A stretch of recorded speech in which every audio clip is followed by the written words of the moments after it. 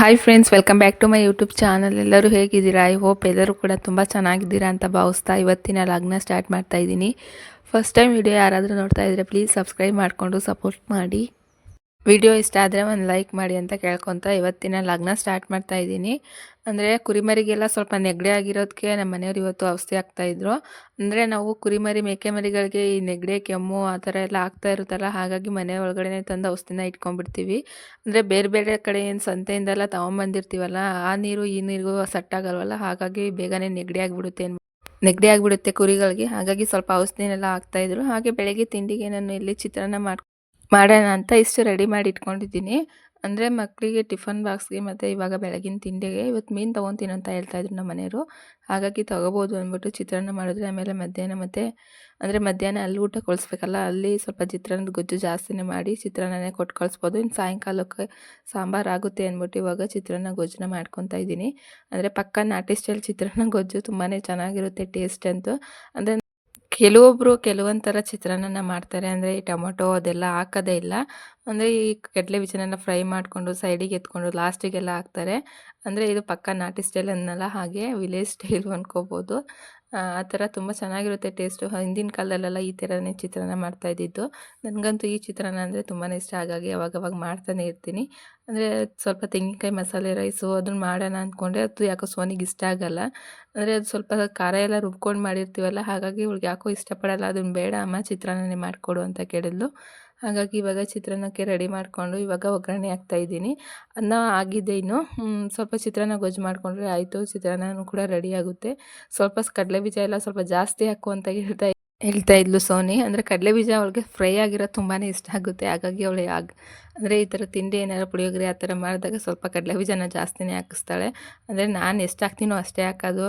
ಅಂದರೆ ಜಾಸ್ತಿ ಕಡಲೆ ಬೀಜನೇ ತಿಂದು ಅನ್ನ ಹಂಗೆ ಬಿಡ್ತಾರೆ. ಏನಾದ್ರು ಚಿತ್ರಾನ್ನ ಹಾಕ್ಕೊಟ್ರೆ ಅದರಲ್ಲಿ ಕಡಲೆ ಬೀಜ, ಕಡಲೆಬೇಳೆ ಈ ಥರ ಆರಿಸ್ಬಿಟ್ಟು ಅನ್ನ ಮತ್ತು ಟೊಮೊಟೊ ಅದನ್ನೆಲ್ಲ ಸೈಡಿಗೆ ಎತ್ತಿಕ್ತಾರೆ ಇಂಥ ಮಕ್ಕಳು. ಹಾಗೆ ಒಂದು ನಿಂಬೆಹಣ್ಣಿತ್ತು, ಅದನ್ನು ಕೂಡ ಹಾಕಿ ಚೆನ್ನಾಗಿ ಈ ಥರ ಲೆಮನ್ ಪ್ರೆಷರಲ್ಲಿ ಹಾಕಿ ಸ್ವಲ್ಪ ಇದು ಮಾಡ್ಕೊತಾ ಇದ್ದೀನಿ. ಇದಿರೋದ್ರಿಂದ ಎಷ್ಟೊಂದು ಯೂಸು. ಅಂದರೆ ಬೀಜಗಳಿದ್ದರೆ ಅದನ್ನೆಲ್ಲ ತೆಗೆದು ಸ್ವಲ್ಪ ಟೈಮ್ ವೇಸ್ಟ್ ಆಗುತ್ತೆ. ಹಾಗಾಗಿ ಈ ಥರ ಇದು ಸ್ವಲ್ಪ ಟೈಮ್ನ ರಿಕವರಿ ಮಾಡಿಕೊಡುತ್ತೆ ಅನ್ಕೋಬೋದು. ಹಾಗೆ ಅರ್ಧ ಒಳಷ್ಟು ತೆಂಗಿನಕಾಯಿ ತುರಿನ ಹಾಕಿ ನೋಡಿ ಈ ಥರ ಚೆನ್ನಾಗಿ ಬೇಯಿಸ್ಕೋಬೇಕಾಗುತ್ತೆ. ಫ್ರೈ ಮಾಡ್ಕೊಂಡಾದ್ಮೇಲೆ ಇವಾಗ ಅನ್ನ ಮಿಕ್ಸ್ ಮಾಡ್ಕೊತಾ ಇದ್ದೀನಿ ನೋಡಿ. ಅಂದರೆ ಇಷ್ಟು ಅನ್ನ ಸಾಕಾಗುತ್ತೆ. ಹಾಗಾಗಿ ಅಂದರೆ ಮಧ್ಯಾಹ್ನಕ್ಕೂ ಕೂಡ ಅನ್ನ ಮಾಡಬೇಕಲ್ಲ, ಇವಾಗ ಬೆಳಿಗ್ಗೆಗೆ ಸಾಕಾಗುತ್ತೆ ಅಂದ್ಬಿಟ್ಟು ಇಷ್ಟು ತೊಗೊಂಡಿದ್ದೀನಿ. ಇವಾಗ ಇಷ್ಟು ಸೋನಿ ಬಾಕ್ಸ್ಗೆ ಮಿಕ್ಸ್ ಮಾಡಿಬಿಟ್ಟು ಕಲಿಸ್ಕೊಡ್ತಾ ಇದ್ದೀನಿ. ಹಾಗೆ ಇವಾಗ ನೋಡಿ ಮೀನು ತೊಗೊಳ್ಳೋಣ ಅಂತ ಬಂದು ಅಷ್ಟೊಂದು ಮೀನವರು ಕೂಡ ಬಂದಿದ್ದರು. ಇಷ್ಟು ಚಿಕ್ಕ ಮೀನು ತಂದುಬಿಟ್ಟಿದ್ರು. ಅಂದರೆ ಎಲ್ಲರಿಗೂ ಕೂಡ ನೆಗಡಿ ಆಗಿರೋದ್ರಿಂದ ಮೀನು ಸಾಂಬಾರು ತಿನ್ನಬೇಕು ಅಂತ ತುಂಬ ದಿವಸದಿಂದ ಅಂದ್ಕೊತಾನೆ ಇದ್ವು. ಅಂದರೆ ಒಂದು 15 ದಿವಸನೂ ಆಗಿಲ್ಲ ಮೀನು ತೊಗೊಂಡು. ಇವಾಗ ಮತ್ತೆ ಮೀನು ತೊಗೊಳ್ಳೋಣ ಅಂತಿದ್ರು. ಅಂದರೆ ನಮ್ಮ ಮನೆಯವ್ರು ತಿನ್ನೋ ಹಾಗಿಲ್ಲ. ಅಂದರೆ ಅವ್ರಿಗೆ ಸ್ವಲ್ಪ ಕಾಲಲ್ಲೆಲ್ಲ ಇದಾಗ್ಬಿಟ್ಟಿದೆ, ಹಾಗಾಗಿ ಅವ್ರೇನು ತಿನ್ನಲ್ಲ, ನಮಗೆ ಅಂತ ತೊಗೊಂಡು ಕೊಟ್ಟು ಕಳಿಸಿದ್ದಾರೆ.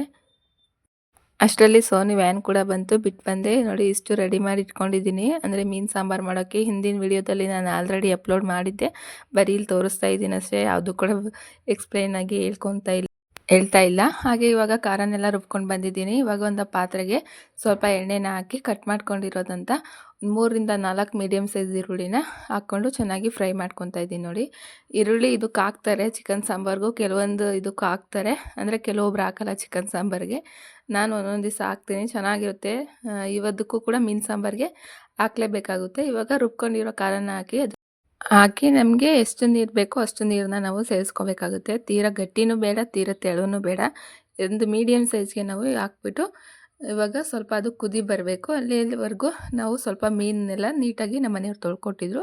ಇವಾಗ ಮತ್ತೆ ಅದಕ್ಕೆ ಸ್ವಲ್ಪ ಅಂದರೆ ರಾಗಿ ಹಸಿಟ್ಟನ್ನ ಹಾಕಿ ತೊಳೆಯೋದ್ರಿಂದ ಅದು ಇಷ್ಟು ಇದಾಗಲ್ಲ, ಸ್ಮೆಲ್ ಬರೋದು ಆ ಥರ ಎಲ್ಲ. ರಾಗಿ ಹಸಿಟ್ಟನ್ನ ಹಾಕಿ ತೊಳಿತಾ ಇದ್ದೀನಿ ನೋಡಿ ಇವಾಗ ನೀಟಾಗಿ.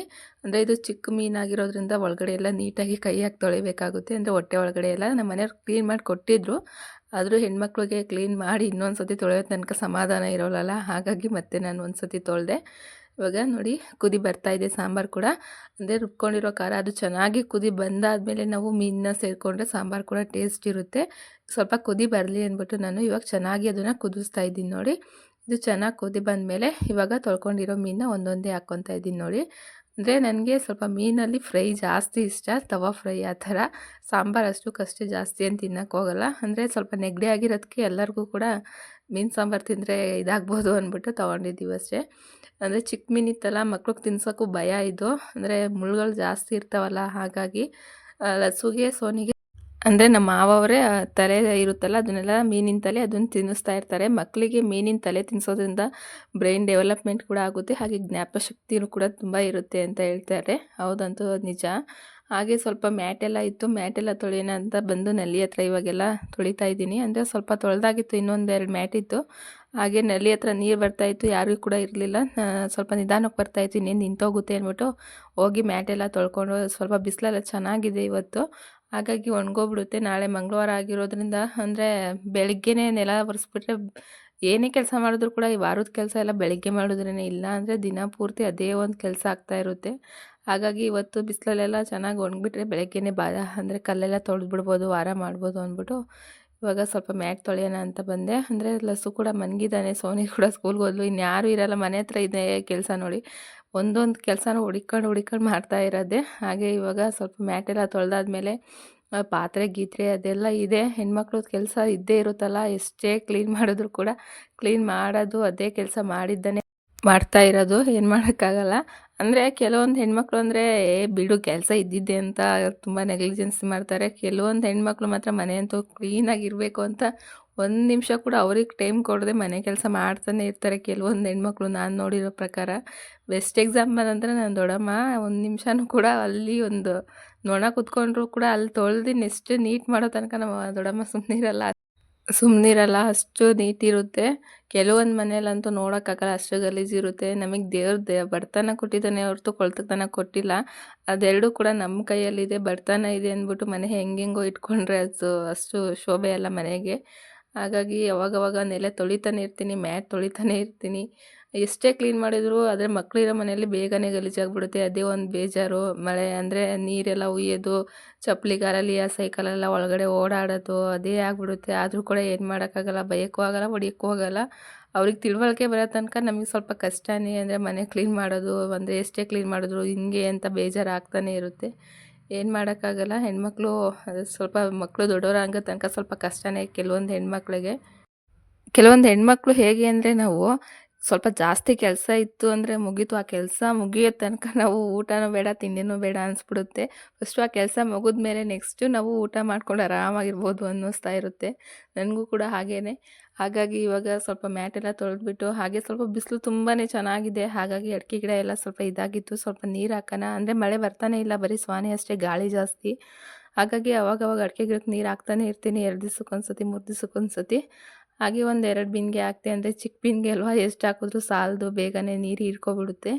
ಹಾಗಾಗಿ ಒಂದು 2 ಬಿಂದಿಗೆನ ಹಾಕ್ಬಿಟ್ಟು ನೆಕ್ಸ್ಟು ಪಾರಿಜಾತ ಗಿಡ ಮತ್ತು ಇದು ದೊಡ್ಡ ಬಟ್ಲು ಗಿಡ ಅಂದರೆ ಬಿಳಿ ಹೂವು ಅಂತೀವಲ್ಲ, ಆ ಗಿಡಕ್ಕೆಲ್ಲ ಹಾಕಿ ಬಂದೆ. ಅಂದರೆ ಬೇಗನೆ ಹೀರ್ಕೊಳ್ಳುತ್ತೆ. ಅಂದರೆ ಬಿಸಿಲು ತುಂಬ ಜಾಸ್ತಿ ಇದೆಯಲ್ಲ, ಹಾಗಾಗಿ. ಹಾಗೆ ಇವಾಗ ಅಂದರೆ ಬಟ್ಟೆ ತೊಳೆಯೋ ನೀರು, ಪಾತ್ರೆ ಉಜ್ಜೋ ನೀರೆಲ್ಲ ಬರ್ತಾ ಇರುತ್ತೆ, ಆದರೂ ಕೂಡ ಈ ಸೋಪಿಂದು ಜಾಸ್ತಿ ಯೂಸ್ ಮಾಡಿರೋದೆಲ್ಲ ಹಾಕಿದ್ರೆ ಗಿಡಗಳು ಅಷ್ಟೊಂದು ನೀಟಾಗಿ ಬರಲ್ಲ. ನಮ್ಮದು ಒಂದು ಗಿಡ ಇತ್ತು, ಅಂದರೆ ಪಕ್ಕದಲ್ಲೇ ಮಲ್ಲಿಗೆ ಹೂವು, ಸೂಜಿ ಮಲ್ಲಿಗೆ ಅಂತಾರಲ್ಲ ಆ ಥರ ಹೂವು ಇತ್ತು. ಅಂದರೆ ಅಲ್ಲಿ ನಲ್ಲಿ ಬಂತಲ್ಲ, ಹಾಗಾಗಿ ಕಿತ್ಬಿಟ್ಟು ನೋಡಿ ಇಲ್ಲಿ ಹಾಕಿದ್ದೀನಿ ನಾನು ಕರಿಬೇವಿನ ಗಿಡ ಪಕ್ಕ. ನೋಡೋಣ ಅದು ಬೆಳೆಯುತ್ತೋ ಬೆಳೆಯಲ್ವೋ. ತೋಟದಲ್ಲಿ ಒಂದು ಹಾಕಿದ್ದೀವಿ, ಮತ್ತು ಇಲ್ಲಿ ಕೊಪ್ಪಲ ಅಂತೀವಲ್ಲ ಅಲ್ಲೂ ಕೂಡ ಒಂದು ಹಾಕಿದ್ದೀನಿ, ಇಲ್ಲೊಂದು ಹಾಕಿದ್ದೀನಿ, ಇನ್ನೊಂದಿದೆ ಯಾರಿಗಾರ ಕೊಡೋಣ ಅಂತ ಇಟ್ಕೊಂಡಿದ್ದೀನಿ. ನೋಡೋಣ ಅದೊಂದು ಚೆನ್ನಾಗಿ ಬೆಳೆದ್ರೆ, ಅಂದರೆ ತೋಟಕ್ಕೆ ಹೋಗಿ ಹೂವನ್ನೆಲ್ಲ ಕಿತ್ಕೊಂಬರೋಕ್ಕೆ ಸ್ವಲ್ಪ ಕಷ್ಟ ಆಗುತ್ತೆ. ಹಾಗಾಗಿ ಮನೆ ಹತ್ರ ಇದ್ರೇ ಬೆಸ್ಟು ಅಂದ್ಬಿಟ್ಟು ಅಲ್ಲೊಂದು ಹಾಕಿದ್ದೀನಿ. ಇಲ್ಲೆಲ್ಲ ಹಾಕೋಕ್ಕೆ ಸ್ವಲ್ಪ ಜಾಗನೇ ಇಲ್ಲ. ಅಂದರೆ ಪಕ್ಕದಲ್ಲೆಲ್ಲ ಇವಾಗ ಸ್ವಲ್ಪ ಬಚ್ಚಲು ಮನೆ ಮತ್ತು ಅಲ್ಲೆಲ್ಲ ಇದು ಮಾಡ್ಕೊಂಡಿದ್ದೀವಲ್ಲ, ಹಾಗಾಗಿ ಸ್ವಲ್ಪ ಶಾರ್ಟೇಜ್ ಬಂದುಬಿಟ್ಟೈತೆ ಜಾಗ. ಏನೇ ಗಿಡ ಹಾಕ್ಬೇಕಂದ್ರೂ ತೋಟದ ಹತ್ರನೇ ತೊಗೊಂಡೋಗಿ ಹಾಕಬೇಕಾಗುತ್ತೆ. ಹಾಗೆ ಇವಾಗ ಸ್ವಲ್ಪ ಅದು ಮ್ಯಾಟೆಲ್ಲ ತೊಳೆದಿದ್ನಲ್ಲ, ನೀರೆಲ್ಲ ಹಿಂಗಿತ್ತು, ತೊಗೊಂಬಂದು ಅಂದರೆ ಕಾಂಪೌಂಡ್ ಮೇಲೆ ಹಾಕ್ದೆ, ಒಣಕೊಳ್ಳುತ್ತೆ. ಬಿಸಿಲಿತ್ತಲ್ಲ ಚೆನ್ನಾಗಿ ಒಣಕೊಳ್ಳುತ್ತೆ. ಮತ್ತು ಈಗ ಚಿಪ್ಪಿನ ಮೇಲೆ ಸ್ವಲ್ಪ ಬಿಸಿಲು ಆಮೇಲೆ ಹಾಕೋಣ ಅಂದ್ಬಿಟ್ಟು ಸ್ವಲ್ಪ ನೀರೆಲ್ಲ ಇದು ಮಾಡಲಿ ಅಂದ್ಬಿಟ್ಟು ಕಾಂಪೌಂಡ್ ಮೇಲೆ ಹಾಕಿದೆ. ನೋಡಿ ಆಗಲೇ ಇಷ್ಟೊಂದು ಪಾತ್ರೆ ಬಿಟ್ಟಿದೆ ಅಂದರೆ ಬೆಳಗ್ಗೆ ತಿಂಡಿದು ಮತ್ತು ಇವಾಗ ಸಾಂಬಾರು ಮಾಡಿದ್ದೆಲ್ಲ ಆಗಿದೆ ಅಲ್ಲ, ಅದ್ರದ್ದು ಪಾತ್ರೆ ಎಲ್ಲ ಇವಾಗ ಬಿದ್ದಿದೆ. ಹಾಗೆ ಸ್ವಲ್ಪ ಅದನ್ನೆಲ್ಲ ತೊಳೆದು ಪಾತ್ರೆನೆಲ್ಲ ಹಾಗೆ ಒಳಗಡೆ ಸ್ವಲ್ಪ ಎಲ್ಲ ತೊಳೆದೆ, ಎಷ್ಟೇ ತೊಳೆದ್ರೂ ಕೂಡ ಗಲೀಜು ಆಗ್ತಾನೆ ಇರುತ್ತೆ. ಆದರೂ ಕೂಡ ಮನಸ್ಸು ತಡೆಯಲ್ವಲ್ಲ, ಹಾಗಾಗಿ ಸ್ವಲ್ಪ ನೀರಿರ್ತಾ ಬರ್ತಾ ಇತ್ತಲ್ಲ, ಹಾಗೂ ತೊಳೆದು ಬಿಡೋಣ ಅಂದ್ಬಿಟ್ಟು ತೊಳೆದು ಇವಾಗ ಸ್ವಲ್ಪ ಅಂದರೆ ಇವಾಗ ಟೀ ಕೊಡಬೇಕು 12 ಗಂಟೆಗೆ. ಮತ್ತು ಇವಾಗ ಪಾತ್ರೆ ಎಲ್ಲ ತೊಳ್ಕೊಂಬಂದಿದ್ದೆನಲ್ಲ ಅದನ್ನೆಲ್ಲ ಜೋಡಿಸ್ಕೊತಾ ಇದ್ದೀನಿ ಇವಾಗ. ಅಂದರೆ ನಾನು ಪಾತ್ರೆ ತೊಳಿಬೇಕಾದ್ರೇ ಉಲ್ಟಾ ಮಾಡಿ ಇಕ್ಬಿಡ್ತೀನಲ್ಲ, ಹಾಗಾಗಿ ಪಾತ್ರೆಯಲ್ಲಿರೋ ನೀರೆಲ್ಲ ಬೇಗನೆ ಇದು ಮಾಡ್ಕೊಬಿಡುತ್ತೆ, ಅದು ಡ್ರೈ ಆಗಿಬಿಡುತ್ತೆ.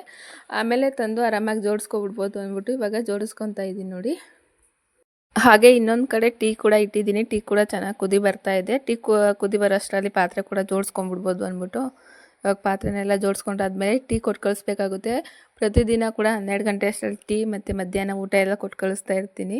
ಅಂದರೆ ಅವ್ರಿಗೂ ಕೂಡ ಬೇಜಾರಾಗ್ತಾ ಇರುತ್ತಲ್ಲ, ಈ ಕುರಿ ಮೇಯ್ಸೋಕ್ಕೆ ಇದೇ ಫಸ್ಟ್ ಎಲ್ಲ ಹೋಗ್ತಾ ಇರೋದು. ಮುಂಚೆ ಹೋಗ್ತಿದ್ರಂತೆ, ಅದೇ ಇವಾಗ ಸ್ವಲ್ಪ ಲಾಂಗ್ ಗ್ಯಾಪೇ ಆಯಿತು ಅನ್ಕೋಬೋದು.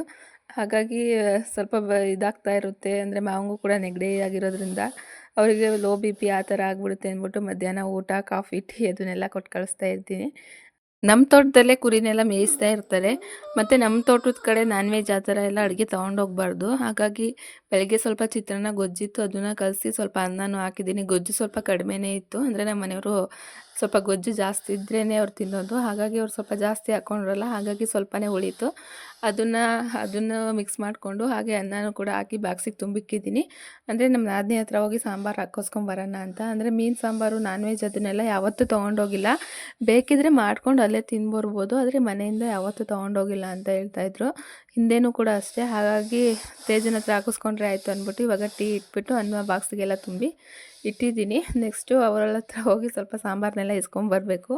ಇಸ್ಕೊಂಡು ಬಂದು ಕೊಟ್ಟು ಕಳಿಸಿದ್ರೆ ಮುಗೀತು ನನ್ನ ಕೆಲಸ. ಒಂದು ಅರ್ಧ ಕೆಲಸ ಮುಗ್ದಂಗೆ. ಏನೇ ಆದರೂ ಹೆಣ್ಮಕ್ಳು ಮಧ್ಯಾಹ್ನದ ಹೊತ್ತು ಅಷ್ಟೇ ಫ್ರೀ ಆಗಿರೋದು. ಇನ್ನು ಬೆಳಗ್ಗೆಯಿಂದ ಸ್ವಲ್ಪ ಬೆಳಗ್ಗೆ ಒಂದು 6 ಗಂಟೆಯಿಂದ ಒಂದು 10 ಗಂಟೆ 11 ಗಂಟೆ ತನಕ ಫುಲ್ ಬ್ಯುಸಿ. ಆಮೇಲೆ ಮಧ್ಯಾಹ್ನ ಸ್ವಲ್ಪ ಫ್ರೀ ಇರ್ತಾರೆ. ಆಮೇಲೆ 4 ಗಂಟೆಯಿಂದ ಮತ್ತೆ ಕೆಲಸಗಳು ಸ್ಟಾರ್ಟ್ ಆಗ್ತಾ ಇರುತ್ತೆ. ಕೆಲವೊಂದು ಹೆಣ್ಮಕ್ಳು ಮಧ್ಯಾಹ್ನ ಕೂಡ ಫ್ರೀ ಇರಲ್ಲ, ಅಷ್ಟು ಕೆಲಸ ಮಾಡ್ತಾನೆ ಇರ್ತಾರೆ. ಅಂದರೆ ಸ್ವಲ್ಪ ಫ್ರೀ ಅನಿಸುತ್ತೆ ಮಧ್ಯಾಹ್ನ ನನಗೆ. ಹಾಗೆ ತೇಜನ ಹತ್ರ ಬಂದು ಇವಾಗ ತರಕಾರಿ ಸಾಂಬಾರು ಮಾಡಿಲ್ಲಂತವಳು, ಅವಳ ಹತ್ರ ಇವಾಗ ಹಾಕಿಸ್ಕೊಂಡು ಕೊಟ್ಟು ಕಳಿಸ್ತಾ ಇದ್ದೀನಿ ನೋಡಿ. ಅಂದರೆ ಇಬ್ಬರೇ ಅಲ್ಲ, ಹಾಗಾಗಿ ಸ್ವಲ್ಪನೇ ಕೊಟ್ಟು ಕಳ್ಸಮ್ಮ ಅಂತ ಹೇಳ್ತಿರ್ತಾರೆ. ಮುದ್ದೆ ಮಾಡಿ ಕೊಟ್ಟು ಕಳ್ಸೋಣ ಅಂತ ಹೇಳಿದೆ, ಆದರೆ ಮುದ್ದೆ ಬೇಡ ಅಮ್ಮ, ಬೆಳಗ್ಗೆ ಅಂದರೆ ಸಾಯಂಕಾಲ ಒಂದೊಂದು ಟೈಮ್ ಮಾಡ್ತಾ ಇರ್ತೀನಲ್ಲ, ಹಾಗಾಗಿ ಮುದ್ದೆ ಏನು ಬೇಡ, ಬರೀ ಅನ್ನ ಸಾಂಬಾರು ಕೊಟ್ಟು ಕಳಿಸು ಅಂತ ಅಂದರು. ಹಾಗೆ ನಮ್ಮ ಮನೆಯವರು ಮೇವೆಲ್ಲ ಕಟ್ಟೋಗಿದ್ರು, ಅದು ಯಾಕೋ ತಿಂತಾ ಇರಲಿಲ್ಲ. ಹಾಗಾಗಿ ಅದನ್ನು ಸಪ್ರೇಟ್ ಕಟ್ಟೋಣ ಅಂದ್ಬಿಟ್ಟು, ಅಂದರೆ ಯಾಕೋ ಹುಷಾರಿಲ್ಲ, ಆವಾಗ ಮೇಕೆ ಕೆಮ್ತಾನೆ ಇರುತ್ತೆ. ಹಾಗಾಗಿ ಬೇರೆ ಮೇವು ಕಟ್ಟೋಣ ಅಂದ್ಬಿಟ್ಟು ಇವಾಗ ಬಿಸ್ತಾ ಇದ್ದೀನಿ ತೇಜನ ಹತ್ರ ಹಂಗೆ ಮಾತಾಡ್ಕೊಂಡು. ಮಧ್ಯಾಹ್ನದ ಹೊತ್ತಂತೂ ಯಾರೂ ಒಬ್ಬರು ನೆನಪಿಲ್ಲೇ ಇರಲ್ಲ, ಎಲ್ಲ ಕೆಲ್ಸಕ್ಕೆ ಹೋಗಿರ್ತಾರೆ. ಅಂದರೆ ಬಿಕೋ ಅನ್ನಿಸ್ತಾ ಇರುತ್ತೆ. ಹಾಗಾಗಿ ತೇಜ ಒಬ್ಬಳೇ ಇರ್ತಾಳಲ್ಲ, ತೇಜ ಅಜ್ಜಿಯವರು ಇರ್ತಾರೆ, ಅವ್ರ ಹತ್ರ ಮಾತಾಡಿಕೊಂಡು ಅಂದರೆ ಮೇವುಗಳೆಲ್ಲ ಹಾಕ್ಕೊಂಡು ಟೈಮ್ ಪಾಸ್ ಮಾಡ್ಕೊತೀನಿ. ಹೆಂಗೋ ಮಧ್ಯಾಹ್ನದ ಹೊತ್ತು ಒಬ್ಬಳೇ ಇರೋಕ್ಕೆ ಒಂಥರ ಬೇಜಾರು. ಅಂದರೆ ನಮ್ಮ ಮನೆಯವರು ತೋಟದ ಹತ್ರ ಅಲ್ಲಿ ಇಲ್ಲಿ ಹೋಗ್ತಾ ಇರ್ತಾರೆ. ಇನ್ನೇನು ಮಾವನೂ ಕೂಡ ಅತ್ತೆನೂ ಕೂಡ ಇರೋದಿಲ್ಲ. ಮಕ್ಕಳು ಲಸು ಒಬ್ಬ ಇರ್ತಾನೆ, ಅವ್ನು ಮನಿಕೊಂಡ್ರೆ ಸ್ವಲ್ಪ ಬೇಜಾರೇ. ಅವನು ಎದ್ದ ಅಂದರೆ ಸ್ವಲ್ಪ ಫ್ರೀ. ಅಂದರೆ ಅದು ಇದು ಅಂತ ಸುಮ್ಮನೆ ಕೆಲಸದ ಮೇಲೆ ಕೆಲಸ ಕೊಡ್ತಾ ಇರ್ತಾನೆ, ನೀರು ಚೆಲ್ಲೋದು ಆ ಥರ ಎಲ್ಲ. ಹಾಗೆ ಅವ್ನು ಮನಗಿದ್ನಲ್ಲ, ಅಂದರೆ ಒಂದು 2 ಅವರ್ 3 ಅವರ್ ಮನಗಿಬಿಡ್ತಾನೆ. ಬೆಳಿಗ್ಗೆನೇ ಮನಗಿದ್ದ ಇನ್ನೇನು ಎದ್ದೊಳ್ಬೋದು ಅಂದ್ಬಿಟ್ಟು ಅಷ್ಟರಲ್ಲಿ ಬೇವೆಲ್ಲ ಹಾಕ್ಬಿಡೋಣ, ಅಂದರೆ ಜೋಳಿಗೆಲ್ಲಿ ಮನಗಿರ್ತಾನಲ್ಲ ಬಿದ್ದುಬಿಡ್ತಾನೆ. ಅಂದರೆ ನಮ್ಮ ಮನೆಯವ್ರು ಇವಾಗ ಟೀ ತೊಗೊಂಡೋಗಿ ಕೊಟ್ಟು ಬರೋಕ್ಕೆ ಬಂದ್ರಲ್ಲ, ಸ್ವಲ್ಪ ಲೇಟ್ ಆಗುತ್ತೆ ಬರೋದೆಲ್ಲ ಅವರು. ಹಾಗಾಗಿ ಮೇವೆಲ್ಲ ಕಟ್ಬಿಟ್ರೆ ಸ್ವಲ್ಪ ಫ್ರೀ ಆಗಿಬಿಡುತ್ತೆ ನನಗೂ ಕೆಲಸ. ಒಂದು ಅರ್ಧ ಗಂಟೆ ಫ್ರೀಯಾಗಿ ಕೂತ್ಕೋಬೋದು. ದಿವ್ಸಕ್ಕೆ ಒಂದು 5ರಿಂದ 6 ಸತಿ ಕಟ್ತಾನೆ ಇರ್ತೀವಿ. ಒಂದೊಂದು ದಿವಸ ಅಂದರೆ ಹುಲ್ಗಳು ತಂದಾಕ್ತೀವಿ, ಇನ್ನೊಂದು ದಿವಸ ತೋಟದಲ್ಲೇ ಮೇವಿರುತ್ತಲ್ಲ ಕಿತ್ಕೊಂಬಂದು ಹಾಕೋದು, ಈ ಥರ ಮಾಡ್ತಾಯಿದ್ದೀವಿ. ಮೇಕೆ ಮರಿನ ಮೇಯ್ಸೋಕೆ ಹೋಗಲ್ವಲ್ಲ, ಸ್ವಲ್ಪ ಮೇವುಗಳೆಲ್ಲ ಜಾಸ್ತಿನೇ ಬೇಕಾಗುತ್ತೆ. ಅಂದರೆ ಸ್ವಲ್ಪ ಮೇಕೆಗಳು ಎಲ್ಲ ಇವಾಗ ಅಂದರೆ ಚಿಕ್ಕ ಮರಿಗಳಿರೋದ್ರಿಂದ ಹಾಲೆಲ್ಲ ಸಾಕಾಗಲ್ಲ ಅಂದ್ಬಿಟ್ಟು ಜಾಸ್ತಿ ಆ ಮೇವು ಹಾಕ್ತಾನೆ ಇರ್ತೀವಿ. ಸಾಯಂಕಾಲ ಜೋಳ ಅದನ್ನೆಲ್ಲ ಇಡ್ತಾ ಇರ್ತೀವಿ. ಅಂದರೆ ಇವಾಗ ಮೇಕೆಯಿಂದ 24 ಏನೋ ಮರಿಗಳಿದೆ, ಮೇಕೆಯಿಂದ ಮತ್ತು ಇದರಿಂದ ಮರಿಗಳಿಂದ. ಇದ್ರ ಬಾಕಲು ತೆಗಿಯಕ್ಕೆ ಹೋದರೆ ಸಾಕು, ಶೆಡ್ ಬಾಕಲು ಅದಂತೂ ಈಚೆ ಬರೋಕ್ಕಂತೂ ಕಾಯ್ತಾ ಇರುತ್ತೆ. ಅದು ಚಿಕ್ಕ ಮೇಕೆ ಮರಿ ಬಂದರೆ ಸಾಕು, ಹೆಂಗೋ ಅದು ಮೇವು ತಗೊಂಡು ಒಳಗಡೆ ಹೋಗೋಕ್ಕೂ ಬಿಡ್ತಾಯಿಲ್ಲ. ಅದು ಹುಲ್ಲೆಲ್ಲ ತಿನ್ನೋಕೆ ಹಾಗೆ ಬರ್ತಾಯಿತ್ತು. ಹುಲ್ಲು ಮೇಲ್ಗಡೆ ಹಾಕ್ಬೇಕಂದ್ರೆ ಸ್ವಲ್ಪ ಕಷ್ಟ ಅನಿಸುತ್ತೆ ನನಗಂತೂ. ಒಳಗಡೆ ಹೋಗೋಕ್ಕೆ ಬಿಡಲ್ಲ, ಎಲ್ಲ ಹಂಗೆ ಕೈಯಿಂದನೇ ಕಿತ್ಕೊಂಡು ತಿನ್ನೋಕೆ ಬರ್ತಾ ಇರುತ್ತೆ ಮೇಕೆ ಮರಿಗಳು ಮತ್ತು ಮೇಕೆಗಳು. ಒಂದು ಸ್ವಲ್ಪ ಕಷ್ಟ ಅನಿಸ್ಬಿಡುತ್ತೆ ನಂಗೆ. ಮೇಲ್ಗೆ ಹಾಕೋಗ್ರಿ ಅಂತ ಹೇಳ್ತಿರ್ತೀನಿ ಒಂದೊಂದು ಸತಿ. ಆದರೆ ಒಂದೊಂದು ಸತಿ ಸುಮ್ಮನಿರ್ತವೆ. ಆದರೆ ಒಂದೊಂದು ಸತಿ ನೋಡಿ ಈ ಥರ ಎಲ್ಲ ಹೊರಗಡೆ ಬಂದುಬಿಡ್ತವೆ. ಅದನ್ನ ಹಿಡಿಯೋಕ್ಕಂತೂ ಆಗಲ್ಲ, ಹಿಂಸೆ ಅನಿಸ್ಬಿಡುತ್ತೆ ಅವ್ರನ್ನ ಹಿಡಿಯೋಕ್ಕೆ ಮರಿಗಳಿಗೆ. ಒಂದು ಮರಿನೋ ಹೇಗೋ ಹಿಡಿಬೋದು, ಇನ್ನೊಂದು ಮರಿ ಇಲ್ಲೊಂದು ವೈಟು ಬ್ಲಾಕ್ ಇದೆಯಲ್ಲ ಅದನ್ನು ಹಿಡಿಯೋಕ್ಕಂತೂ ಯಾವನ ಕೈಲೂ ಆಗಲ್ಲ. ಅಂದರೆ ಸೋನೆನೇ ಬರಬೇಕು, ಅಷ್ಟು ಹಿಂಸೆ ಕೊಡುತ್ತದು. ಕೈಗೆ ಸಿಗಲ್ಲ, ಆ ಕಡೆಯಿಂದ ಈ ಕಡೆ, ಈ ಕಡೆಯಿಂದ ಆ ಕಡೆ ಸುಮ್ಮನೆ ತಿರುಗಿಸ್ಕೊಡುತ್ತೆ. ಈ ಮರಿನ ಒಳಗಡೆ ಎತ್ತಾಕೋಕ್ಕೆ ಆಗ್ತಾಯಿಲ್ಲ, ಅಷ್ಟು ಅಂದರೆ ಸ್ವಲ್ಪ ತೂಕನೂ ಇತ್ತು. ಅದು ಬೇರೆ ಒದ್ದಾಡ್ತಾ ಇತ್ತು, ಹಾಗಾಗಿ ಹಿಡಿಯೋಕ್ಕೆ ಆಗಲಿಲ್ಲ. ಆಮೇಲೆ ಪೂರ್ತಿ ಬಾಗಿಲು ತೆಗೆದ್ರೆ ಇರೋ ಮೇಕೆನೂ ಮತ್ತು ವಾಪಸ್ ಎಲ್ಲಿ ಬಂದ್ಬಿಡ್ತಾವ ಅಂತ ಭಯ. ಮತ್ತು ಒಳಗಡೆ ಬಿಟ್ಟು ಹರಸಾಹಸನೇ ಆಯಿತು. ತೇಜ ಬರ್ಲಾಕ ಅಂದ್ಲು, ಬೇಡ ಬಿಡು ನಾನೇ ಇಟ್ಕೊತೀನಿ ಅಂದೆ. ಅಂದರೆ ಒಂದ್ಸತಿ ಏನಾಗಿತ್ತು ಅಂದರೆ ಪೂರ್ತಿ ಬಾಗಿಲು ತೆಗೆದ್ಬಿಟ್ಟಿದ್ದೀನಿ, ಶೆಡ್ಡಲ್ಲಿರೋ ಮೇಕೆ ಮರಿಗಳು ಮೇಕೆ ಎಲ್ಲ ಬಂದ್ಬಿಟ್ಟವೆ. ನಾನು ಹೆಂಗೆ ಹತ್ತಿಸ್ಲಿ ಯಪ್ಪ, ನೆನೆಸ್ಕೊಂಡ್ರೆ ಇವಾಗಲೂ ಒಂಥರ ಅನಿಸುತ್ತೆ. ಫುಲ್ ಅಳೋದೊಂದು ಬಾಕಿ ಇತ್ತು. ನಾನು ಈ ಕಡೆ ಒಂದು ಕರ್ಕೊಂಬಂದರೆ ಆ ಕಡೆ ಒಂದು ಓಡೋದು. ಅಷ್ಟರಲ್ಲಿ ನಮ್ಮ ಮನೆಯವ್ರು ಬಂದು ಬಾಗ್ಲು ಹಾಕಿದ್ರು. ಹೆಂಗೋ ಅವ್ರು ಇರೋದಕ್ಕೆ ಇದಾಯಿತು. ಒಂದೊಂದು ಸತಿ ತಪ್ಪಿಸ್ಕೊಂಡ್ಬಿಡ್ತವೆ, ಭಯ ಆಗ್ಬಿಡುತ್ತೆ. 10,000 12,000 ಕೊಟ್ಟು ತಂದು ಮತ್ತೆ ಎಲ್ಲಾರ ಹೋಗಿ ಅಂತ. ಅದು ನೋಡಿ ಸಿಗುತ್ತಾ, ಕೈಗೆ ಸಿಗಲ್ಲ. ಹಾಗೆ ಮುಸ್ರೆ ನೀರಿತ್ತಲ್ಲ ಅದನ್ನೆಲ್ಲ ಬೆಳಗ್ಗೆನೇ ಕುಡಿಸಿದ್ವು ಒಂದು ಟೈಮು. ಮತ್ತೆ ಸ್ವಲ್ಪ ಇಟ್ಟೆ, ಅಂದರೆ ಸ್ವಲ್ಪ ಬಿಸಿಲಿತ್ತಲ್ಲ, ಕುಡಿದ್ರೆ ಕುಡೀಲಿ ಅಂತ ಇಟ್ಟೆ. ಅದೇನು ಕುಡಿಯೋಕ್ಕಾಗ್ತಿರ್ಲಿಲ್ಲ, ಸ್ವಲ್ಪನೇ ಕುಡಿದು ಸುಮ್ಮನಾದ್ರು. ಅಷ್ಟರಲ್ಲಿ ನಮ್ಮ ಮನೆಯವ್ರು ಕೂಡ ಬಂದರು. ಅಂದರೆ ಮೇಲ್ಗಡೆ ನೀರು ಬೆಳಗ್ಗೆನೇ ಇಕ್ಕಿದೆ ಅಂದರು, ಆದರೂ ಕೂಡ ಇಕ್ಕಿದೆ. ಅಂದರೆ ನಾನು ಇಕ್ಕ ಅಷ್ಟರಲ್ಲಿ ನಮ್ಮ ಮನೆಯವ್ರು ಬಂದುಬಿಟ್ಟಿದ್ರು. ನಾನು ಆಲ್ರೆಡಿ ಇಕ್ಬಿಟ್ಟಿದ್ದೆ. ಸೈಡಲ್ಲಿ ಇಕ್ಪ ಆಮೇಲೆ ನೋಡ್ಕೊಳ್ಳೋಣ ಅಂದರು. ಅವರಿಗೆ ಸ್ವಲ್ಪ ಕಾಲಿಗೆ ಸ್ವಲ್ಪ ಇದಾಗಿದೆ, ಉಳ್ಕಡ್ಡಿ ಥರ ಅಂತೇನೋ ಅಂತಾರಲ್ಲ, ಹಾಗಾಗಿ ಗಿಡ ಅಂದರೆ ನಾಟಿ ಔಷಧಿ ಮಾಡಬೇಕು ಅಂತ ಈ ದತ್ತೂರಿ ಬೀಜದ ಗಿಡ ಎಲ್ಲ ತಂದಿದ್ದಾರೆ. ಇದಕ್ಕೇನೇನೋ ಹಾಕಿ ಬೇಯಿಸಿ ಹಾಕಬೇಕು ಅಂತ ಹೇಳ್ತಾಯಿದ್ರು. ಮನೆಗೆ ತೊಗೊಂಡೋಗು ಅಂತ. ಅದೇನೋ ಇನ್ನೊಂದು ಎಲೆನ ಹುಡ್ಕೊಂಡು ಹೋಗಿದ್ದಾರೆ, ಅದನ್ನು ತೋಟದಿಂದ ಏನೋ ಕಿತ್ಕೊಂಡು ಬಂದಿದ್ದಾರೆ. ಹಾಗೆ ಅವ್ರಿಗೆ ನಾಟಿ ಔಷಧಿ ಮಾಡಬೇಕು ಅಂತ. ಹಾಗೆ ಇವತ್ತಿನ ವಿಡಿಯೋನ